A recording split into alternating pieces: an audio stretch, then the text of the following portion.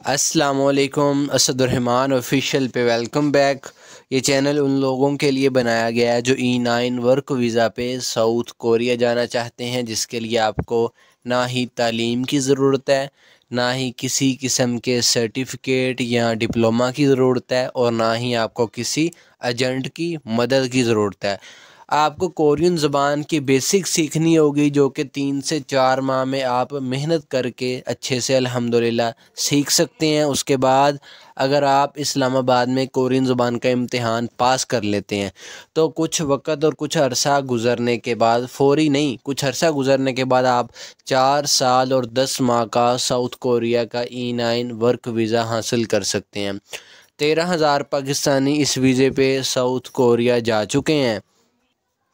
मेरा नाम है असदुर्रहमान और अल्हम्दुलिल्लाह मैंने 2019 में नमल यूनिवर्सिटी फ़ैसलाबाद से टॉप किया था कोरियन लैंग्वेज में। मैं आपको सिखा रहा हूँ कोरियन ज़ुबान लफ़्ज़ ब लफ़्ज़, ग्रामर के तमाम असूलों को मद्देनज़र रखते हुए आपकी उंगली पकड़ के।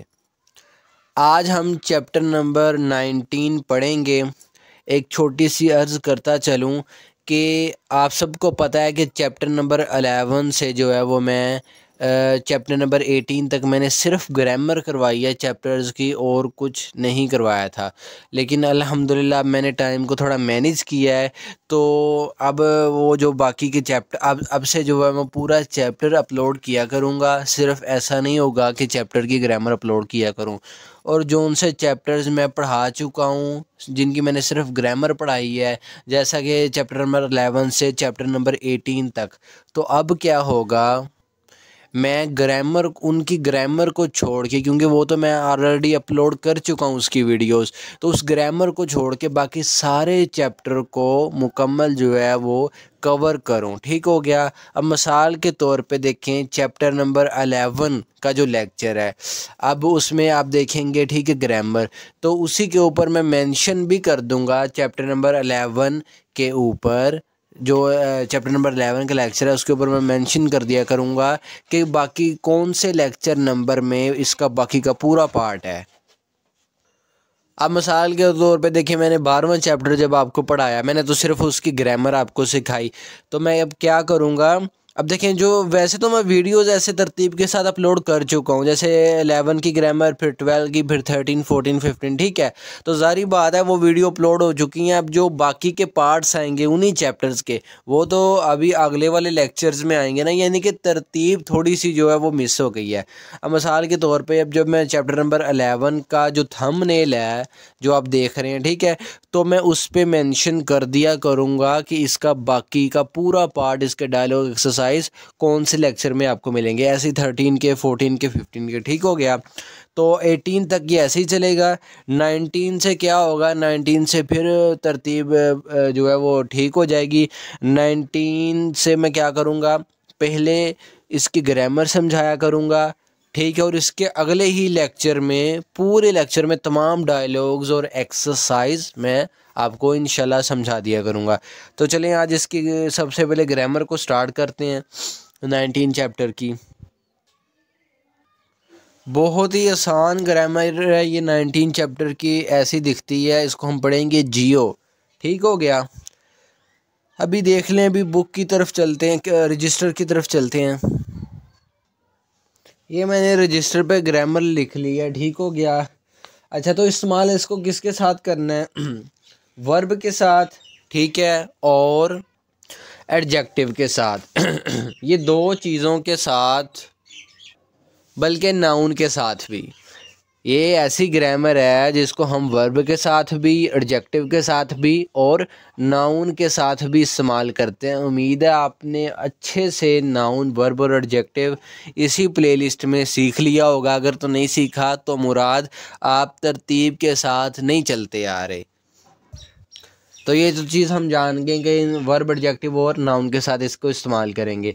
अब दूसरी चीज़, इस्तेमाल किस लिए करना है, इसकी डेफिनेशन क्या है? हम जो है वो सवालिया तौर पे, हमेशा सवालिया तौर पे किसी से कोई चीज़ कंफर्म करने के लिए इस ग्रामर को इस्तेमाल करेंगे। मिसाल के तौर पे ज़रा गौर करें। अलदा, अलदा का मैंने है जानना। ठीक है, दा को मैंने कट कर दिया क्योंकि पता है ग्रामर इस्तेमाल करने के लिए दा को कट करते हैं, फिर ये ग्रामर अटैच होगी। मेरे पास ये बचा। ठीक है, अब मैंने दा को कट के परवाह नहीं करनी कि वर्ब है या एडजेक्टिव है या नाउन है, पश्चिम वाला है या बगैर पश्चिम वाला, जैसा मर्जी हो, ये जियो पूरा का पूरा उठा के इसके साथ अटैच कर देना है।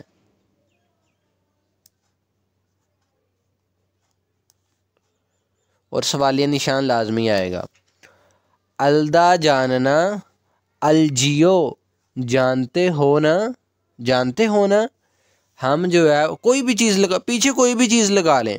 ठीक है, फ़र्ज़ करें मैं फ़ोन नंबर के बारे में बात कर रहा हूँ, मैं जो है वो कंफर्म करने के लिए किसी से पूछता हूँ कि मेरा फ़ोन नंबर जानते हो ना। जब मुझे पक्का यकीन ना हो कि अगला बंदा जानता है या नहीं, तो कंफर्म करने के लिए वर्ब के साथ भी, एडजेक्टिव के साथ भी, नाउन के साथ भी इस ग्रामर को हम इस्तेमाल करेंगे। और तर्जमा इसका हमेशा मौजूदा ज़माने में होगा, गुज़रे हुए या आने वाले ज़माने में नहीं कर सकते। अब देखिए मैंने क्या तर्जमा किया, अलजियो जानते हो ना, ते हो ना मैंने कहा, मैंने ये नहीं कहा कि जानते थे ना ही मैंने ये कहा है कि जानोगे ना फ्यूचर में किया है ना पास्ट में किया है। तो किसी चीज़ को कन्फर्म करने के लिए और तर्जमा हमेशा प्रेजेंट में होगा, अलजियो जानते हो ना। दूसरी मिसाल देखें, दूसरी मिसाल लेते हैं जी एडजेक्टिव की।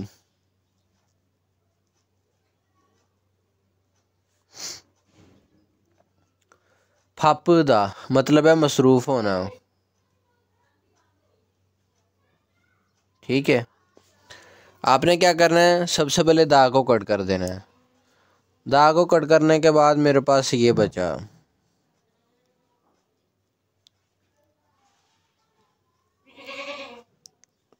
सॉरी ये नहीं आएगा। अब पश्चिम है नहीं है, जो मर्जी जैसा मर्जी है, पूरा उठा के ये लिख देना है साथ।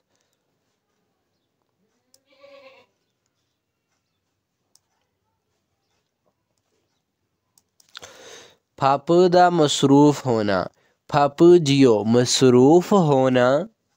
अब क्या कर रहे हैं आप, कन्फर्म कर रहे हैं कि वो बंदा वाकई में मसरूफ़ है कि नहीं। मिसाल के तौर पे आप जो है वो आप फैक्ट्री में आपने एक दोस्त की तरफ देखा। ठीक है, तो वो काम कर रहा था। ठीक है, आपको लगा पता नहीं कोई अहम काम होगा या नहीं होगा, तो आप उससे कन्फर्म करने के लिए पूछते हैं कि मसरूफ़ हो ना, बिज़ी हो ना।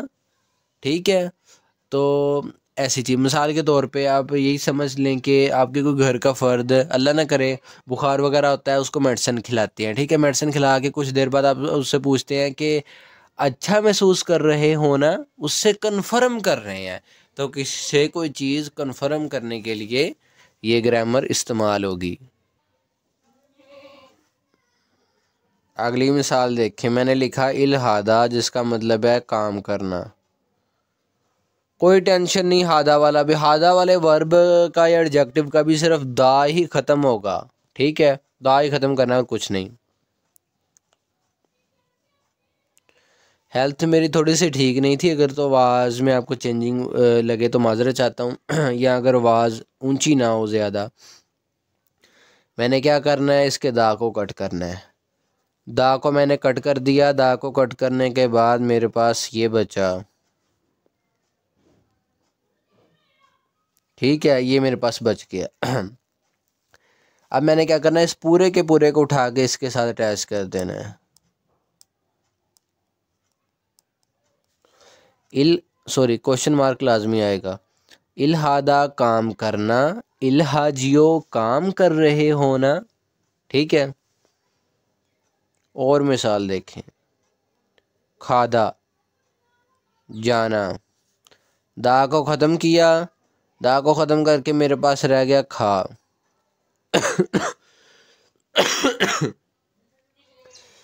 पूरा का पूरा जियो उठा के इसके साथ अटैच कर दिया।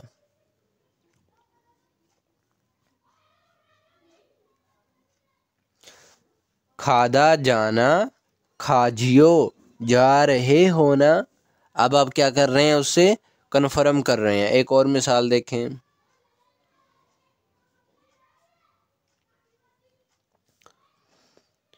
मोक्ता है खाना।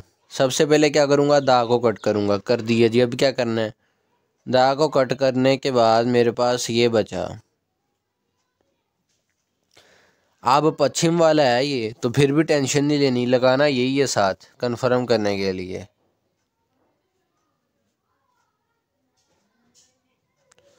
मोक्ता खाना, मोक्चियो खा रहे हो ना, ठीक है, कंफर्म करने के लिए।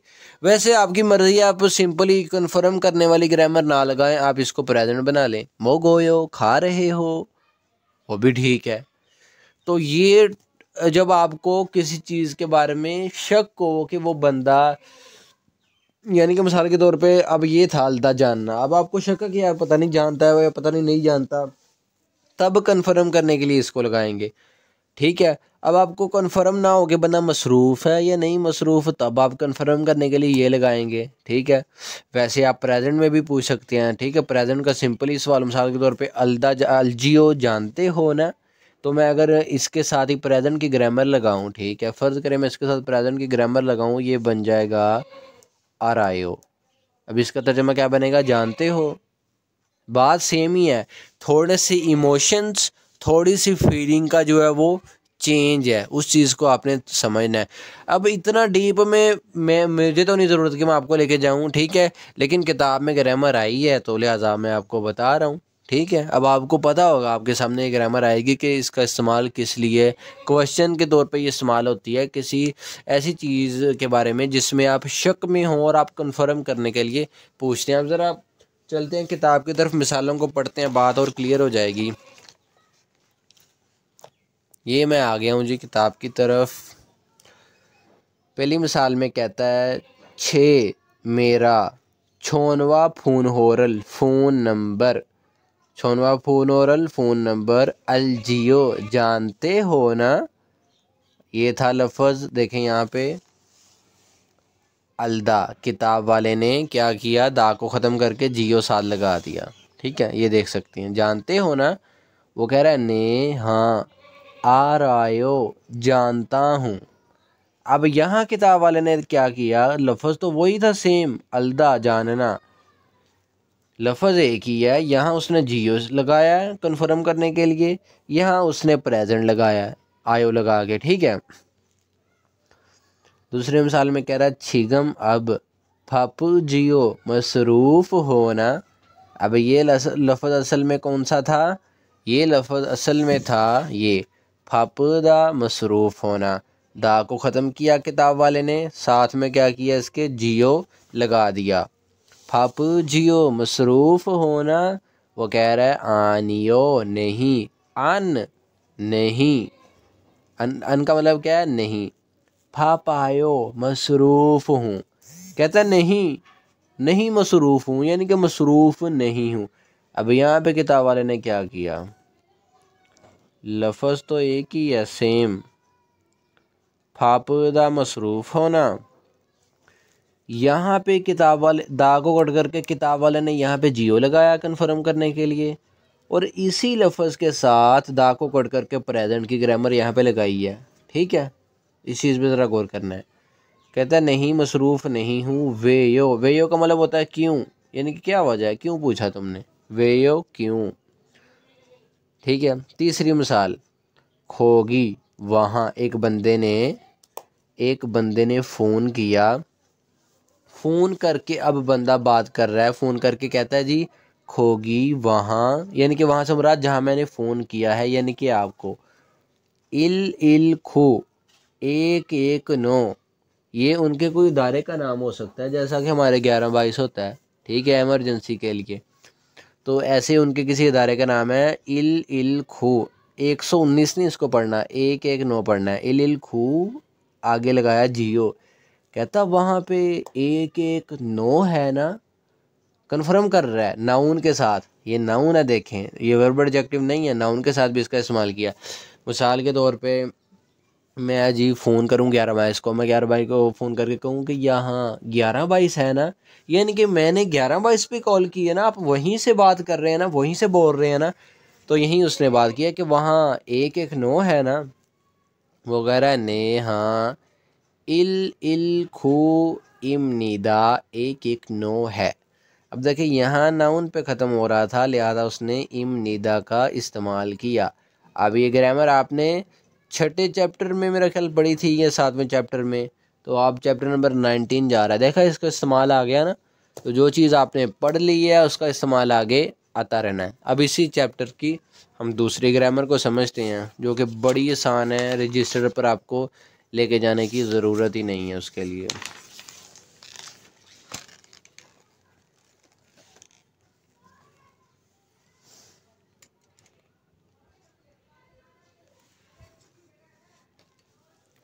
ये ग्रामर है जी, गो। एक मैं चीज़ इन्होंने नहीं लिखी वो भी लिख दूँ। एक है जी गो, ये वाली जो लिखी है, और दूसरी है ईगो। ठीक है, ये दो चीज़ें हैं। इसका भी मतलब है और इसका भी मतलब है और, बस बात ख़त्म हो गई। यही थी ये ग्रामर है, बहुत आसान है।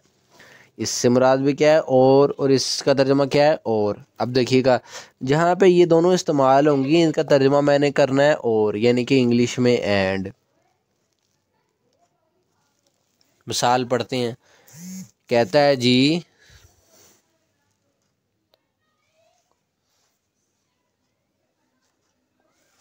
कहता है इंथोनेट, इंथोनेट कहते हैं इंटरनेट को, ठीक है। शॉपिंगल, शॉपिंग, इंटरनेट शॉपिंग, वे क्यों छुआ है यो पसंद करते हो। ये किससे बना है? असल में लफ्ज़ था हमारे पास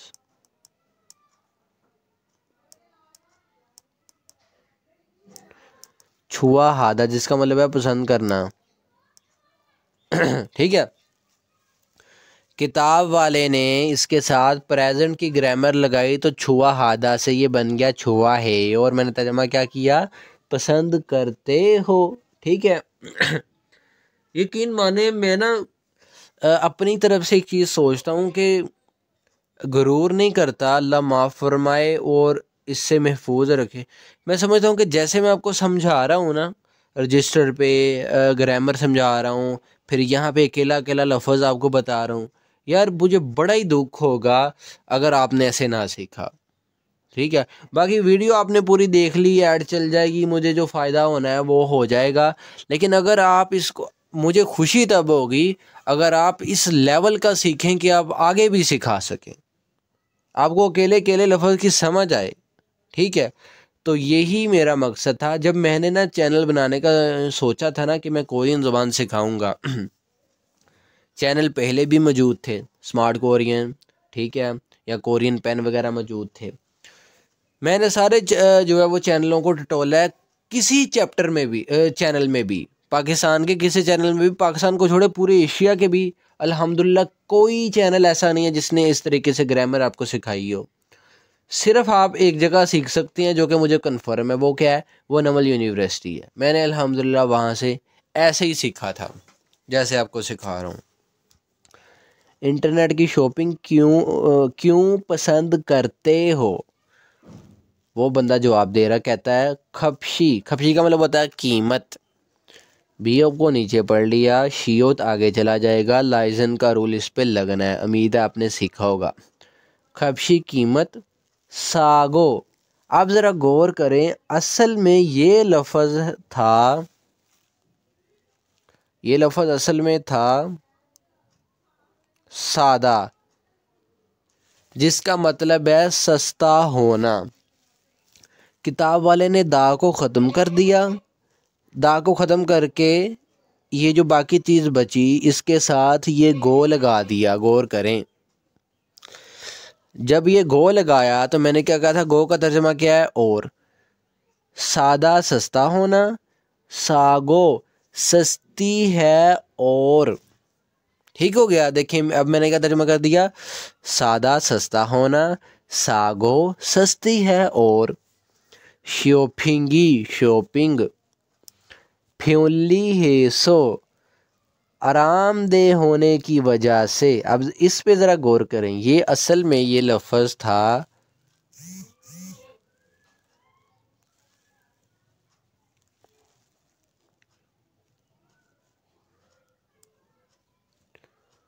फ्यूली हादा, जिसका मतलब है आरामदेह होना। किताब वाले ने इसके साथ एक ग्रामर लगाई जो मैंने आपको पढ़ाई थी, आसो ओसो और हेसो, जिसका मतलब क्या है, की वजह से। उम्मीद है आपने याद रखी होगी। देखिए इसका इस्तेमाल आ गया, पढ़ी मेरे ख्याल 4-5 चैप्टर पहले थी, सवाल अभी आ गया। फ्यूली हादा आरामदेह होना, फ्यूली हेसो आरामदेह होने की वजह से, छुआ हेयो पसंद करता हूँ। ठीक है, उसने कहा इंटरनेट की शॉपिंग क्यों पसंद करते हो, ये कहता है कीमत सस्ती है और शॉपिंग आसान होने की वजह से पसंद करता हूँ। दूसरी मिसाल में कह रहा है, थुआन शी हागो, कहता है थुआन शी के, मिस्टर थुआन के साथ, थुआन नाम, हागो का मैंने क्या है, के साथ।